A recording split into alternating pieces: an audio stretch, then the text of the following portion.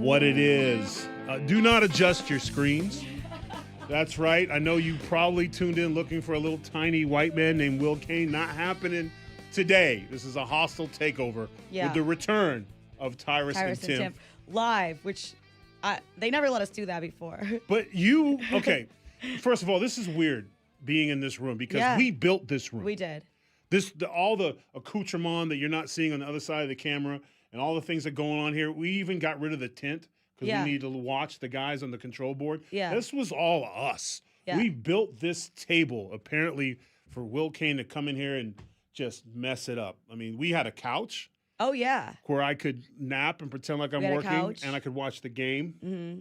And we were always told that there was no way to do us on video together. Yeah, we were told that was impossible. Yeah. Apparently, all we had to do was put our chairs on this side of the room because our chairs were on that side of the room. Yeah. So, but hey, I've only been asked to do this show, to be on the show like 3 times, and every time something comes up. Oh, I've never even been asked. Yeah, Will's a funny guy. See, because he's a Texan, right? Yeah. So he's and everyone who knows my story, I'm a Boston Celtic fan. I'm a Boston fan, and I've been stoked because the Celtics finally looks like they're putting it together.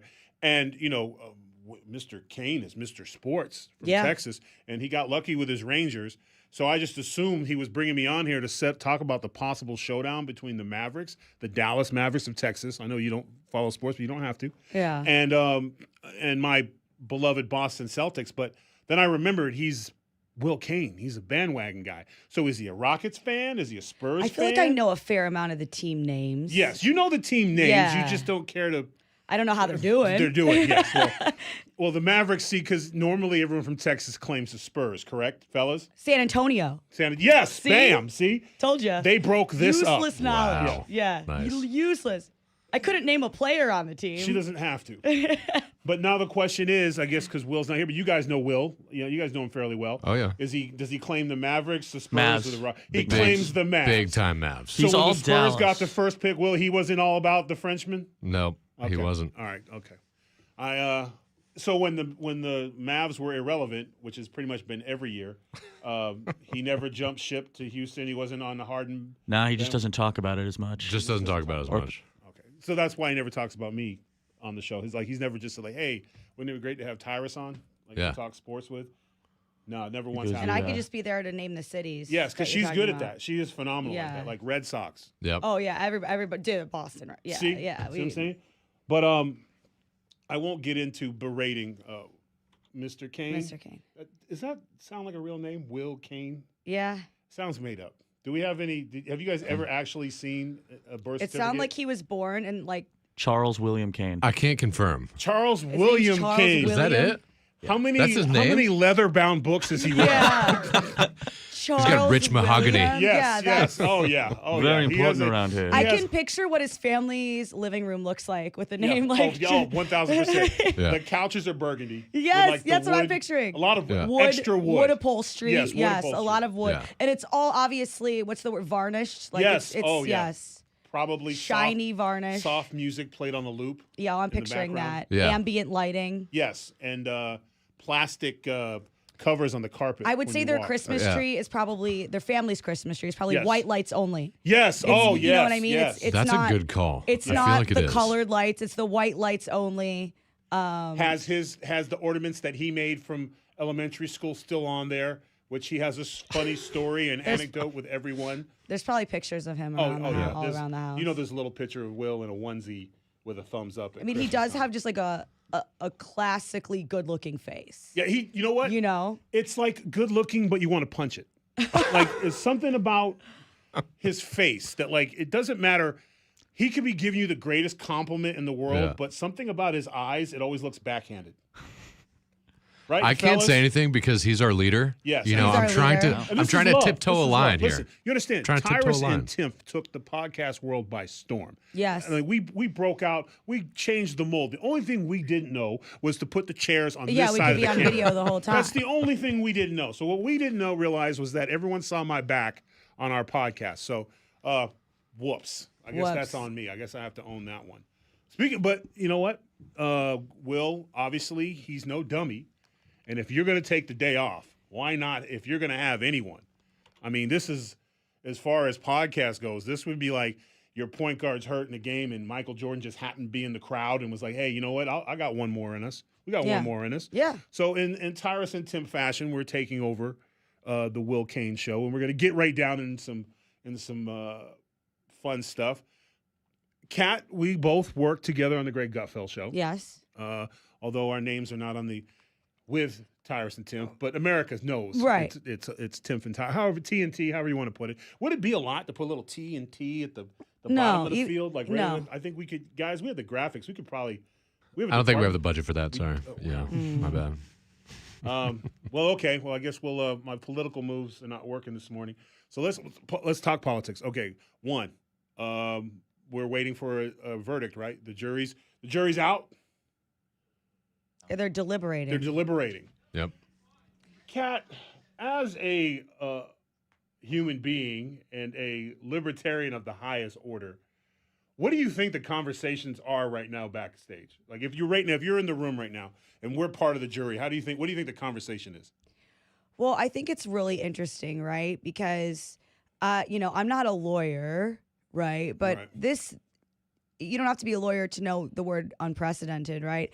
I mean, this case, the way it's been, Will Cain is a lawyer too, right? Yeah, of course he is. Of course he is. He was born a lawyer. He has a license and everything. He's also a doctor in Wisconsin. He had no choice. He had no choice but to go to law school. He can marry you as well. I'm sure he's ordained. He's an ordained minister. Yeah. Yes. So sorry, America, but I just so this has never been done before. This is a thing that's it's an untested legal theory. It's never been done before, and it's being done for the first time. Yes. To charge former president, current Republican candidate for for this year's election. So I do understand the argument in general of no one's above the law, but when you talk about this specific case, this specifically, it seems that everyone else, it doesn't seem that way. It's the truth that everyone else has been apparently below being charged by this law. We were all above this law because there was no law. Above it before. So he's like the only one below this, apparently. So I think that would make anybody kind of thinking this is, and even if you look at Robert De Niro coming out talking yesterday. That was crazy. Yes, and he says this thing about Trump wants to ruin New York and blah, blah, blah, blah. But again, I don't believe that, obviously, but wanting to ruin New York is also not a crime, A, and B, has nothing to do with what's going on in this case. Which, by the way, how could you ruin New York any more? I was going to say. You know what I'm saying? Like, other than maybe unleashing a couple Godzillas downtown. Yeah. I mean, other than hurricane season coming to New York, I think it's pretty much like rock bottom in terms of what we're seeing in the streets and stuff. But I'm 34 counts, right, is on this one. 30, is it 30 fellas? 34, 34? 34. Yep. Can the people at home see you nod your heads? Sometimes. Right now. Yes. There we go. Okay, cool. Oh, hey. Hey, we're here. Wave to mom and dad. Let everybody know. And if you don't have we do have a parents- live chat going, by the way, on the show. I so I can like read that. some things to you. That's a wild place. Let's get a couple in here. Someone was asking where the ferns are. Is that a thing? Oh yes, that was an episode. Yeah. You're right. You traveled in a car with ferns. Yeah. Okay. Yeah, that's a lot. See, you guys got one of our longtime fans to switch over, probably watching The Hope. Yeah. Just, and dreams come true, apparently. Yes, the ferns. That was one of you wanted to move with the ferns. Yep. And it was a story because the guy killed ferns on the trip. Yeah. Yeah, it was a whole to-do. It was a lot of, it was a huge, it was 2022. The stock market was in trouble. Moving ferns is apparently a lot more difficult than. But yeah, there's a lot of support for former President Trump in the live chat. So as you guys were talking about. Yeah. Does anyone in the live chat know the actual crime? I don't think anyone in the jury knows the actual crime. Yeah, because we the people come back. Yeah, we get a lot of emails about it. I'm very confused. Again, I don't think that you have to be a supporter of President Trump to think this is, politically weird at motivated. The least. Yes, and I've spoken to a lot of people who I know who actually hate him. Right? Who hate him.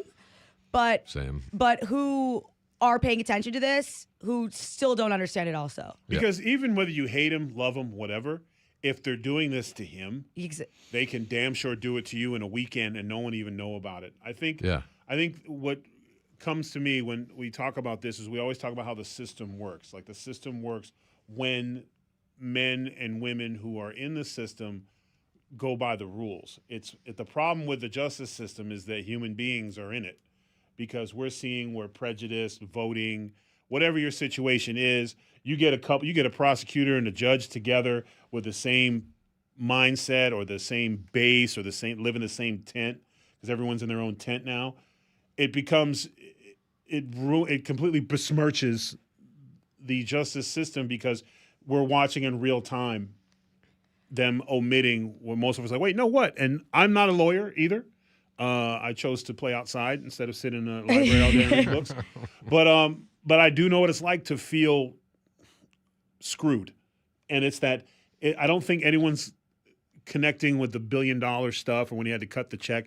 But when they're looking at a case and they're seeing people just testifying to publicly embarrass somebody, and the worst thing you can be, if he can be convicted of, is maybe he wasn't the best husband.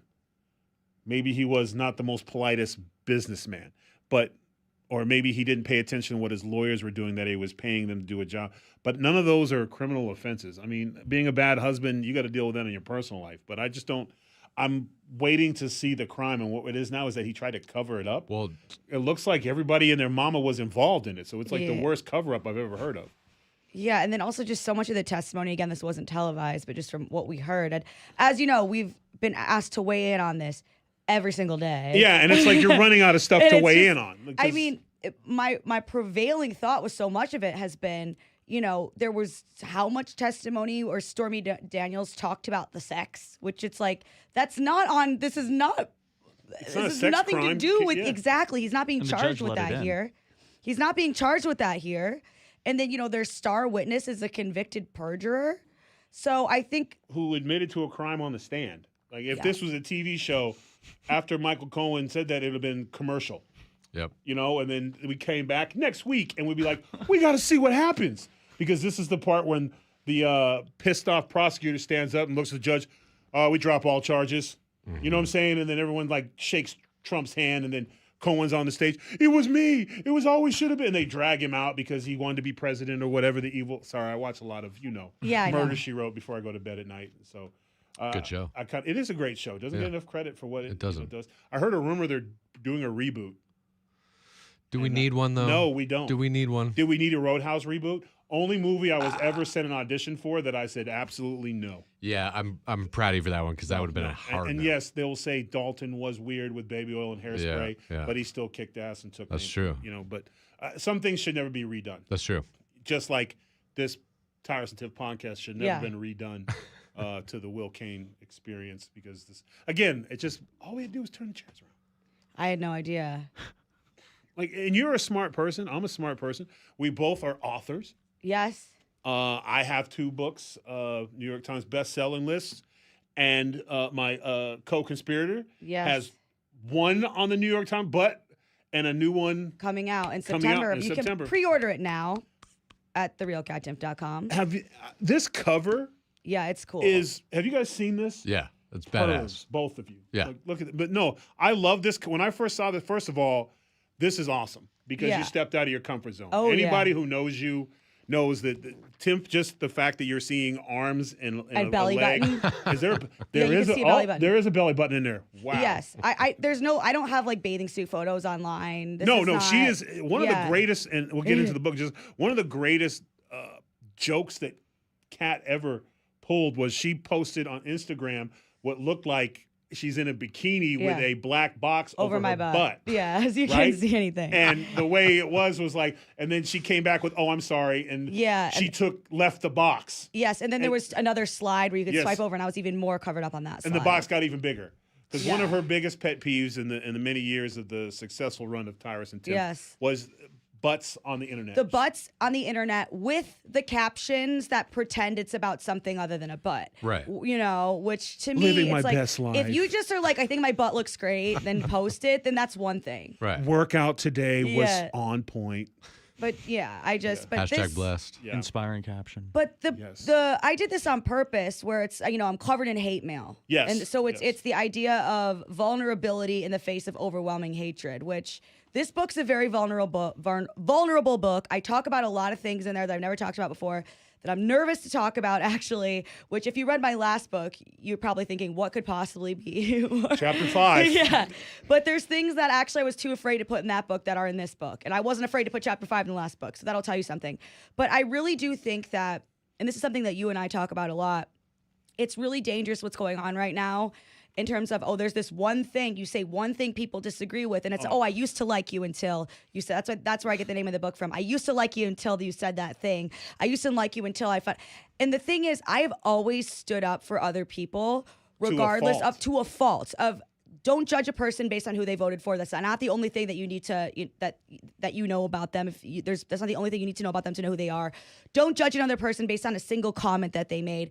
I am very frequently not shown that same respect. No, and you're a libertarian. Right. And one of the things that drives me crazy, and I think Greg is more of a libertarian, but he just, he's not ready to come out fully yet. It's a process.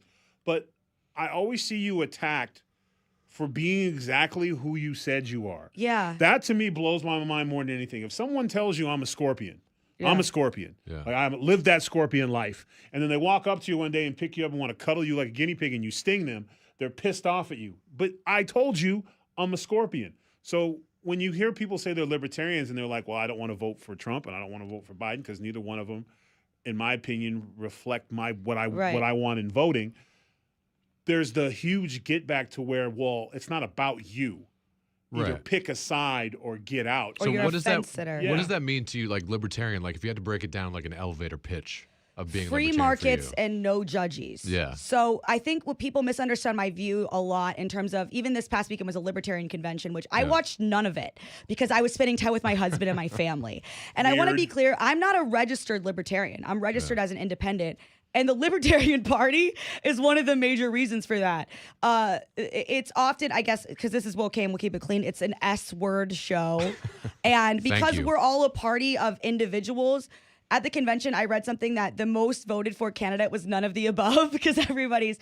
But for me, my ideal situation is not a candidate that I agree with on everything. Right. For me, I'm not voting for that. What my vote is for is not the candidate, but for a system of government where it wouldn't really matter who wins an election so much. I think that there's all this, if this guy wins and we're screwed, or if this guy wins, we're screwed. My ideal is a system where we don't give so much power to these people in these positions in the first place, where we wouldn't have to have these kind of meltdowns every time there's an election, because whoever was elected, we could still have the freedom to live our lives, raise our kids. I mean, I don't have any kids, but people who do, maybe I will someday, in the way that we best see fit. Because I think a lot of the things we argue about, we're just never going to agree on, and we shouldn't have to, because the government shouldn't be involved in those things. So it's more about in the first social place. good. It's more about having people have the freedom, everyone, whether you disagree or not, to have the freedom to live your life the way you see fit. So that's my ideal. You could say, it's never like, this candidate is an awesome, perfect. I'm voting for the system that leaves me alone and that leaves everybody alone to create the lives that they want. And it's because it's just such a sham, the system we have now, in my opinion. I mean, it's like the amount of money that you pay in taxes, it's whatever percentage that is, the percentage of the year you're working for free. And then where does it go? Where does it go exactly? Roads. Right. Roads where? In Ukraine? Right, exactly. Because have you been on 48th Street? I've driven down New York City. It's not working. Just to say, you don't even need to go to Six Flags anymore. Just take a ride down 48th Street. I just find it funny that people expect total strangers to mimic everything they say. Right. But they don't even have that in their own household. Right. Nobody who's married or in a relationship can say that them and their partner agree on everything. Usually it's quite the opposite. It's usually the opposite of each other that intrigues you to come together. Yeah. So even in your relationships at home, you might not be on the same page and everything. But as far as our TV shows go, whom I watch, if they don't echo exactly how I feel, well, then they're against us. And I see that a lot more on social media, and I think it's not necessarily real in terms of like actual people feel that way. It's just that the small group that lives on social media, their entire identity is based on having the enemy, which is if you're on the Republican side, it's the Democrats, and if you're on the Democrat side, it's Republican. Like that is your enemy. You got to have your nemesis that you're battling because it makes for. you feel more right. Yeah, kind of not thing. just that, but you're a part of something, and Yeah. and it's an excuse not to focus on individual achievement. And Will does a good job here on that show. We have discussions, Yeah. communication, and we have debates with Democrats and things. It's not just one-sided kind of thing. Well, it's a boring show, right? Yeah, like exactly. I don't. You just sit around and agree with like each other sit all around, day. You know, whenever you're I get so asked to right. do Oh like my a super goodness, red you're so meat right. or a red meat podcast or like a super left podcast, I always pass because it's just for what are we gonna do? Like there's no the echo chamber is worse than arguing Yeah. or sitting around and telling. This is what I don't like. If you don't have solutions, then be quiet. Yep. Like if you feel a way about something, like if you feel like Bidenomics or Bidenomics, whatever, the overspending is ridiculous, and we have a right as to be like, hey, where's our tax money? Where's it going? Yeah, that's it. I'd like to know where it's going. But you don't have to belong to a party to want to know that. No, and I also another theme in my book is what we all lose when we write each other off like that, because we could be missing out on working together on things to solve some of those problems and come up with some of those solutions, rather than say, oh, this person disagrees with me on this, so therefore they're going to be useless to me on everything. But who gains from it the most is the people in the positions of power over us, because if you get to say the other side is not just people you disagree with, they're all evil. And I think that you see that happen all the time with, people who vote for Trump are stupid and they're evil. We are lucky enough to know that's not true, right? Yeah. I know some of the smartest people I know vote for Trump. I know so many smart people who don't. And these are all valuable relationships to me in some way. But I'm just using the example of Democrats who say this. Democrats who say this, then it's one hell of a motivator, right, to get people to vote for your side. And you makes people, like you were saying, feel good, like, oh, by voting for Biden, I'm standing up against evil. So it can be hard to give that up, and vice versa. It can be hard to give that up and say my views are just my views, and they're not, they don't make me this like so much better than everyone, and I'm so smart, and there's half the country so stupid. That's not true, but it makes it easier for us to, when we fear each other and we're divided, we're easier to control when we're divided. And that's another major theme of this book, where I talk about a lot of because I'm like a nerd. I always read the bills and a lot of the language that the government uses. But an example that's, we all lived without having to read anything is COVID. I mean, this was a virus, and it became politicized, and we were so divided. And look, I'm still not over it. I mean, look at what happened. Look at what they were able to do breathing to a little us. heavy still because of the shots or whatever. It's never over. But we are over. About to take our first break, because that's how we slay around here. So we'll be back in 2 shakes of Will Cain's left eye.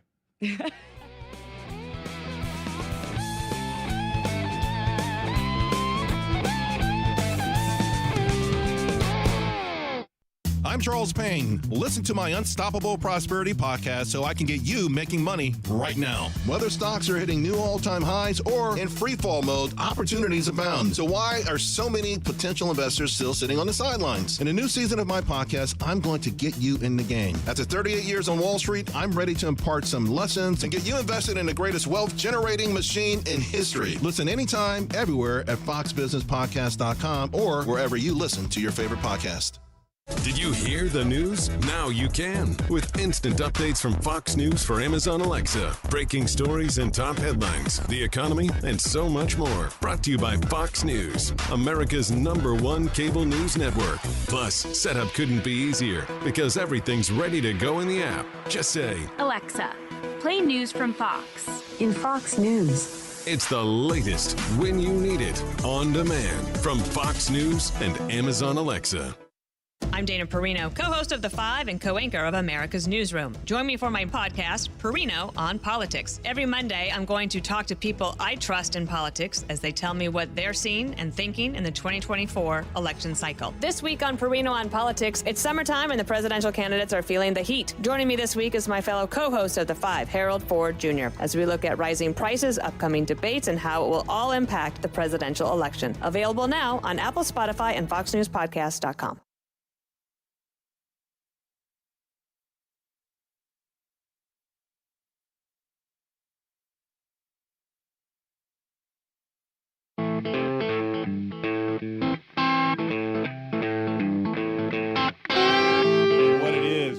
Back, before because I want to get into the De Niro thing, but I had a couple more questions about you writing your book real quick.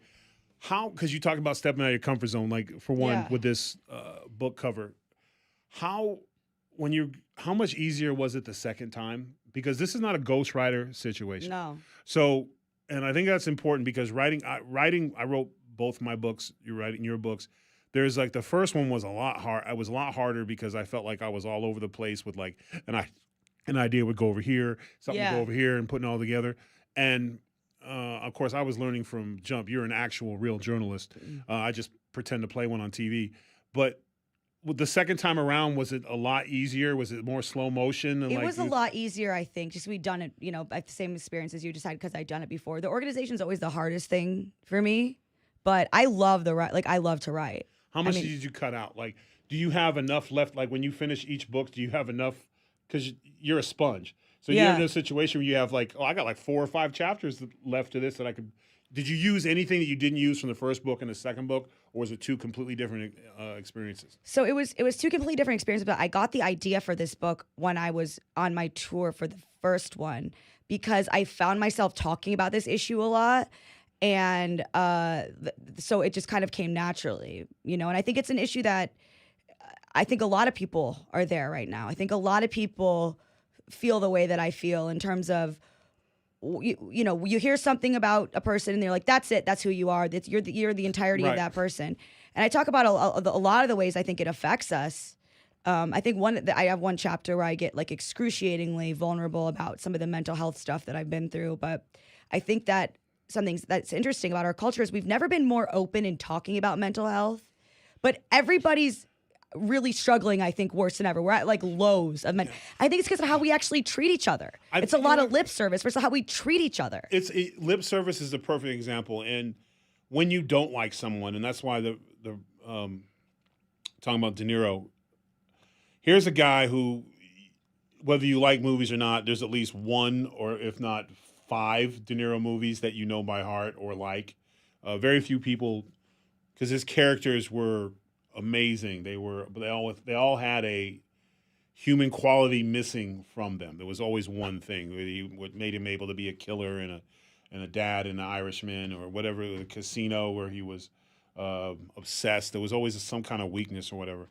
Then you see the man come out and he's speaking to you as Robert De Niro, and he obviously hates President Trump, and we make jokes trying to figure out what is their origin story. Yeah. Like what led to nothing causes more beef than a woman. I feel this is a woman. I feel like De Niro met a young, aspiring actress, and he was grooming her and getting her ready for her roles, and he fell in love with her, and then some young businessman, Donald Trump, showed up and wished her off her feet, and then it's personal. Yeah, and then he told her that she'd never act again, and then she went to President Trump and told him that she was banned, would never act again, and at that time, De Niro was heavily into breeding horses, and somehow one of his horses' heads ended up in his bed, and then, of course, she went on to become a great actress. We'll leave her nameless to respect her, but, De Niro is always blaming Trump, even though he couldn't prove it, that Trump cut the horse off the head off his prize horse. And I think that's the beef. That's where yes, this sounds a lot like Godfather. I know it's very similar to Godfather, but in my mind, familiar a little bit. It just either that or he I've never seen that movie. It's about Italians with guns, right? What? Kind of. Yeah. No. You get used to it. We did yesterday on the show. Whatever you do not ask her about Star Wars, please. Well, yesterday we did the Mount Rushmore best movies of all time. Happy Gilmore, Star Wars, and Happy Gilmore, yeah. Billy Madison, Darth Vader, and Slappy and the Stinkers. You come to me on this Wow. day. You don't come to me in friendship. You don't. Luke, I'm your you asked father. me to commit. Yeah, let's be honest. You asked me to commit murder on my daughter. For this, I cannot do. You didn't come to me with respect. You didn't come to me in friendship. Because if you did, right now, those boys would be suffering. I'm just saying. So good. Thank you. I appreciate it. The movie or the impersonation? You know what? Both. We won't go there. Yes. is the Phenomenal. answer. I understand you can't give us too many compliments because will be back because our booking fee, you guys will get the bill, is not cheap. Just want to put that out there. But seeing somebody so passionately hate, because that's what he's doing. He's just spewing hate. This is my question, and anyone feel free. Wouldn't he have gotten a lot further by using that time to come out there, and maybe he does one of his old characters, and talks about all the things that the Biden administration is going to do? Wouldn't it, like, here's the, like, this is why, and I'm standing out here before you to say that, this is one side of it, but this is what this side has to offer. And he goes through a thing and tells us of what all the reasons why a man of who he is supports Joe Biden's administration so much. Because if you're talking about what you can do and you're being real, it doesn't matter what they're doing. Right. It's like you said, it's creating an enemy. Yeah. You have to have an enemy. You have to have another side. At this point, he can't. Literally, the only thing President Trump can do at this point is show his vampire fangs that he's an immortal, and he'll be running forever until he wins again. So, 22-22, Trump's still there. Like, I'm getting it this year, So do you think he'd be better served than just going on? I mean, he's getting arguments with people in the street. One person turned their car alarm on while I was talking. That was brilliant. I mean, there's some beautiful heckling going on. Gotta love New Yorkers, man. Yeah, but New York is Well, but who did that help? Yeah, and it's also I've heard it. We've all heard it all before. We've all and you would think that, and sometimes I think people might take this the wrong way when I say this, but hopefully you'll understand what I mean. It says a lot about where we all are that hearing things like that just makes you go like, whatever. Because it's like, I mean, not to, he says this, he's being unhinged. In my opinion, it's unhinged. So I'm not saying that it's not unhinged. I'm just saying we've become so accustomed to the unhinged that it's like, okay, like, oh yeah, blah, blah, blah, destroy the country, destroy the city. Like, it's like we're so used to hearing that I don't know where you go from that, because this has been going on for 6 years. So at this point, I think people do want to hear, okay, but what else? Because that's what I'm saying. People almost tune it out at this point on all sides, I think. Because this has been the longest, worst coup, according to them, in the history of coups. So he gets elected, and democracy's over. And then he loses the election, and he doesn't like it, weird. And then he leaves, weird. And then he runs for re-election again. But the whole time, he's been plotting, and we've been training in the hills, getting ready to take over the country, because we couldn't do it when he was in power because everyone was expecting that. So we waited till he was out of power to start the plan to take over the world. Like, this is worse than the Pinky and the Brain plans. You know what I'm saying? When you look at, like, those are pretty good, though. Narf, but the evil plot never makes any tangible sense. If he got in the first day he got in, if his intent was not to move, then we would have seen a lot of green shirts and uniforms hanging around the Capitol, probably a tank or two. And I mean, he's only in charge of the Air Force. It's not like he couldn't do a flyby over, the DNC and let him know who's running. So it's like there wasn't any sign of that, or even him making a move trying to have Pence taken out or something. Like, there was none of that. It was just like, I have questions. And I think a guy who spent his entire presidency fighting to stay president had every right to question every election, to complain about it. I mean, being a poor sport is not against the law. Do I like it? Do I think that January 6th was a good look? Hell no. I don't think anyone here thinks that it was a good look, but was it the worst thing that happened in this country? No, it was not. And a woman was killed over it. I think what you said about how nobody here thinks January 6th is a good look. Yeah, I mean, I think that's something that they ignore too, right? I think that there are people who are Republicans who were extremely bothered by January 6th, who were extremely upset by it. And if your whole, platform is January 6th was bad, there's people out there that will agree with you, but it's also not something they maybe think about every single day. No, that's like... They're also thinking, like you said yesterday on the show, like, my eggs are expensive, So there are people who are, Trump supporters through and through who, and I have, just like you, we have friends and people we know all over the spectrum of different ideological perspectives and beliefs.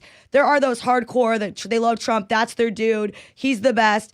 There's also Republicans who are like, he's whatever, like he's fine. I really hated that, but I don't like how much my food costs now. Or, there's a whole group. It's actually because this is what the two-party system keeps people from, or makes people miss all the time, is that Republican is not just like one type of person. No. There's a lot of people that are Republicans with a lot of different views. There's people who think Trump's fine. There's people who hate Trump and still vote for Trump anyway. So if your whole thing is just like, this dude, we don't like this dude, there's going to be people that are like, okay, but like what else?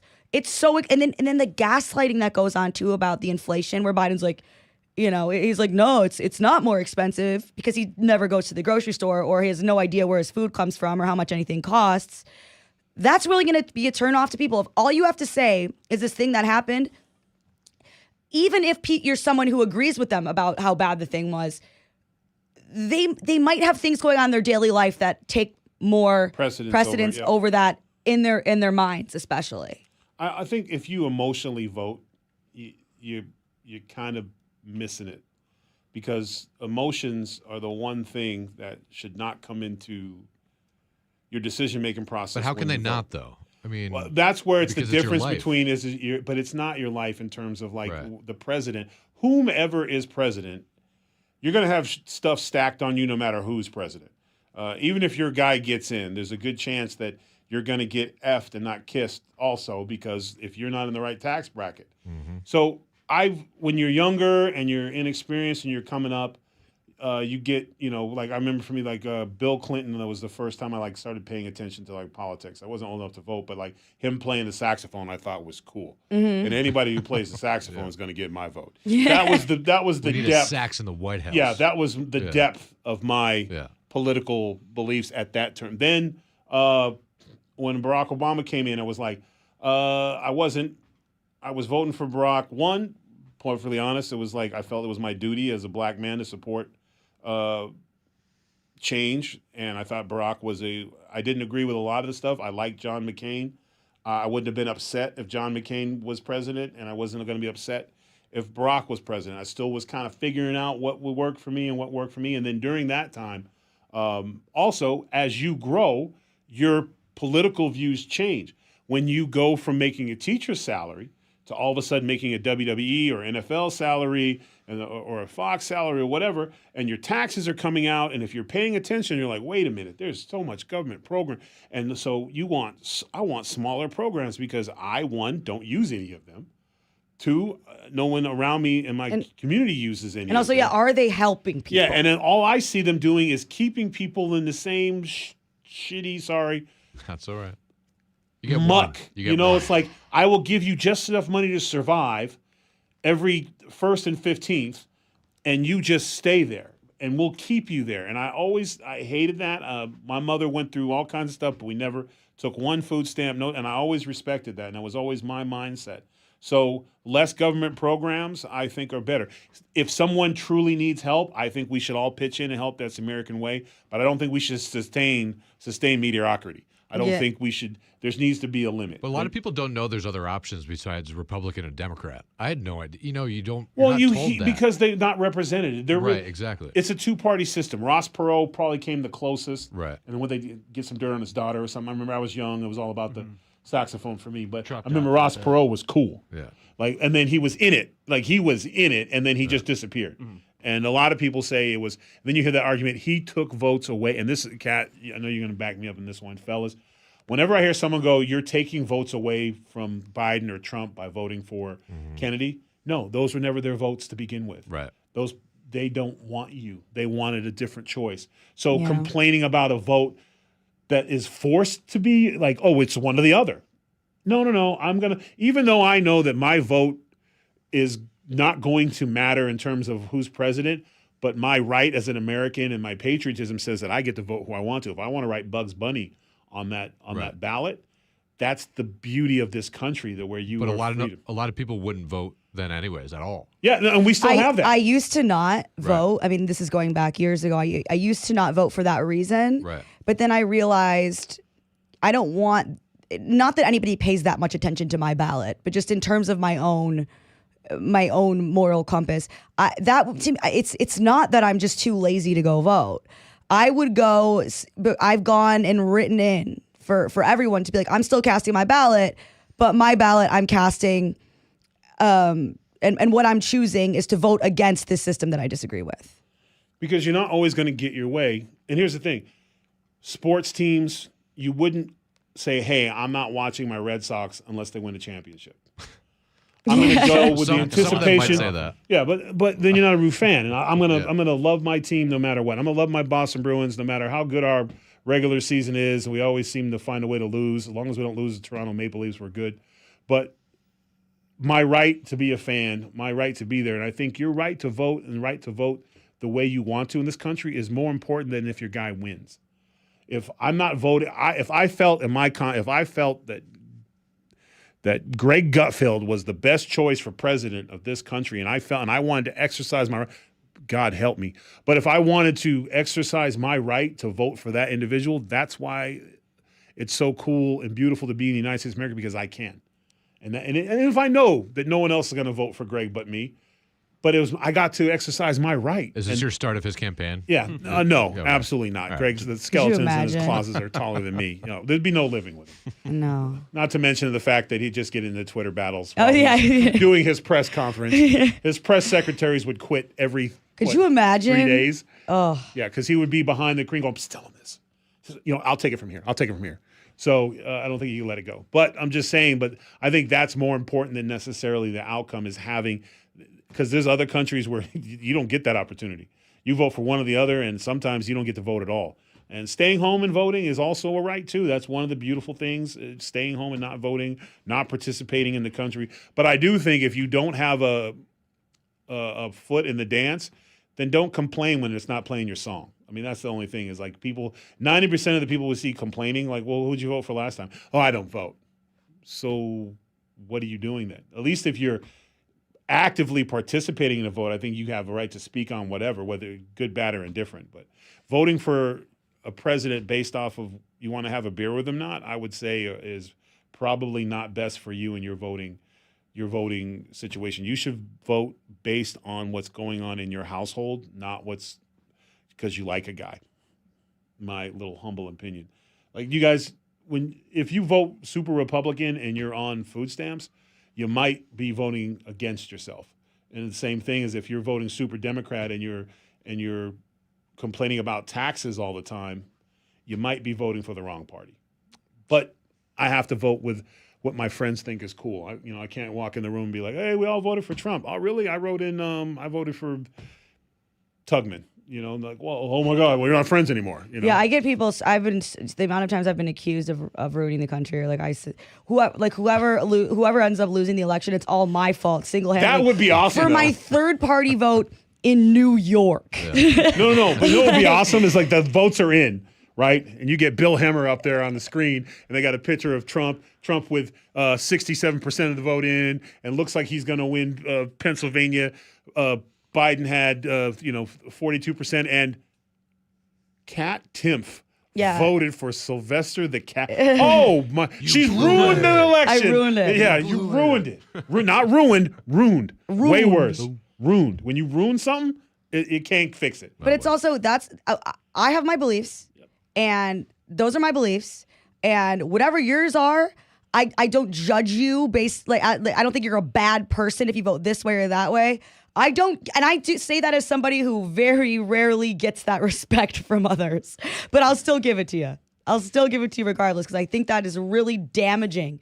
That is what's damaging the country. I think the most, honestly, is that fighting. And even TV shows, you bring a guest on the show that might have a different point of view than you, and the first thing you do, or even worse, if he has the same point of view but he's not as dedicated. Like with we had the God on last night, and he was, we talked about The View where they were like, hey, make a choice, help your president out, say you support him. And like basically we're like, well, what you gonna do? Calling him out. We don't. This side of the Fox, all you ever hear is, "Oh wow, it's so nice to be on and have a conversation or be welcoming." We're not interested in the join our team thing. It's like it's welcome. Let's bring something new into the conversation because that's what we all should be having as conversations. You might learn something from each other. You might not. I think we're past right now getting new anyone. Like if you feel a certain way about Trump, I don't think it's going to change. If you feel a certain way about Biden, I don't think it's going to change. No, it's solidified now. I think, and they're basically fighting to see whether the 10 million. You're not going to win people over to Trump. If he gets now. 81 again, doesn't matter what the Republican side does. We just don't have 81 million votes. 6% of voters in 6 states. Yeah, that's it. So in Republicans, we always seem to be outnumbered in terms of. So in that aspect of things, if people just vote based off of whether they're a donkey or an elephant, then it's a foregone conclusion. But you hope substance matters. But again, when we don't get our way, the country continues to move on. And I think we need to remember that it's not doomsday when your guy doesn't win. It might feel like it, but I've never been emotionally attached to any political candidate, because at the end of the day, I don't know them. Yeah. They don't know me. Like when they wake up in the morning, they're not like, okay, let's see what's going on in the world today. Yeah. And, is Tyrus still happy with me? No, that's a major theme of my book too, is how politics makes us fight with the people we know on behalf of people who don't even know we exist. That's so true. I never really thought about it that way, but that's exactly you're literally what it is. willing to tell your uncle who showed up to every one of your Pop Warner baseball games. He was a little tipsy, but he was still there. Get lost. To tell him you hate him and don't love him because he likes Trump. How Uncle pathetic John had is 3 that? bourbons. Now he's yelling about stuff. But he also did every Halloween. He had big Snicker bars and snuck you a wine cooler. He was the cool uncle. What's wrong with drinking at a baseball game? Nothing. Nothing. I mean, you're right. With children present, I mean, there's but it's not against it depends what state you're in. If you're in the great state of Louisiana, where I lived for some time, open containers, hey, it's a as long as you're not coaching. You're fine. Well, greatest kids coach ever is Walter Matthau, Bad News Bears, and most of his calls were at maybe not hard alcohol. Oh, we're just beers? I think lights. Light beers. Light. Thank Crispy you, Kat. boys. Yes. Crispy Crispy boys. Nothing crazy. Nothing crazy. And make it something you bring together. Maybe one of the teen dads got a little brewery he's working on, a little dream. Ooh, you can't go IPAs though. Yeah. No. Yeah. But I think a beer. I think a beer would go a long way, and just one. Tamping it down. Yeah, just to bring less umpires. Because coaching is. Listen, I was at my son's baseball game 2 weeks ago, and on the other side was it was a t-ball league. They were 4-year-olds, and a fight broke out. Oh no! Yes, and just tell me about this. Just to give you some context, you guys know me that I'm a large human being, and I have a pretty cool reputation in wrestling. My son's grandfather is known as the most vicious man in the history of wrestling. King Haku, Tonga Ming, whatever you want to call him. Mm-hmm. But that was a character he played in the ring. He adores my son. He even is the official grandfather of all my other kids who have no relation to him. But he's just this big sponge of love. And then, of course, my former tag partner, my son's uncle, who just returned to the WWE, Tom Lowe's right next, Tavita standing next to me. We are 3 imposing dudes, right? And 6'8" and Tongans just standing there. And we're watching my son's up to bat, and my son turns to look, and we turn to look, and I'm talking a brawl. A T-ball brawl has broken out. And the dad is trying to defend the honor of a woman who spit in the face of because the umpire got the call wrong, which led to screaming and yelling. Get this, a kid forgot to run to first, and he called him out because he didn't go to first. And then the kid remembered, and because he was 4, the umpire said, oh, he did eventually go, so no out. And, oh, my God. The Major League scouts that walked out after that happened, I saw the Brewers. I think it was the Cardinals. They just walked out like, oh, this kid's ruined the whole game for everyone. And they got into a fight. Throwing bows. Yeah, I mean, like blow. Yeah. But it was like. Any video? It was like, no, you know what? Yeah. And I'm about to make that point. See, I'm glad you said that. The reason why there was no video, because there was grown-ass men sitting watching the other game. We stood up, turned, and looked and was like, what are you doing? And the guy was like, yeah. Like, oh. I said, really? Stop it. This is enough. Stop enough. it. If we would have got our phones out, I would have had an awesome fight. But we chose to be men that day and intervene. That's I hate lead camera. by example. When someone's like, oh, I got it on film. Yeah. Where's the film of you breaking it up? It's just for men. Like men need to get involved. Stop filming, seeing a woman dragged around by an assailant. Do something. But the fight breaks up. The police are called. The woman is like going over. She started it, but she's going back and forth or whatever. And I'm just sitting there, and I looked at the police officer, and I was like, man, on behalf of parents everywhere, I am sorry. Like, you could be out dealing with something real, and parents fighting over their 4-year-old T-ball teams an out in a game that didn't matter in any sense of the thing. If your kid remembers to run to first base, that's a win. You know what I'm saying? But we've gotten to the point where we are so divided. Even our kids' T-ball team can't lose to the other side. T-ball. Kat, you ever been in a sports fight? No. No? I have. Have you been to a hockey game yet? I was hoping to get a story or something. Yeah. I think if we got Timpf a couple light beers at a hockey game, we get her hyped up. If we can convince her to be a Ranger fan or a Bruins fan, all right, I see. And then during the first period, like, yo, I don't want to say anything, but that fan over there keeps talking trash about the goaltender, and Kat like, what? And then feed her another beer. You know, and then maybe we'll get – because Kat's wiry. Don't get it twisted. Yeah, I've never been in a fight. She's never been in a fight. Yeah. That doesn't mean she's not prepared. She's been training.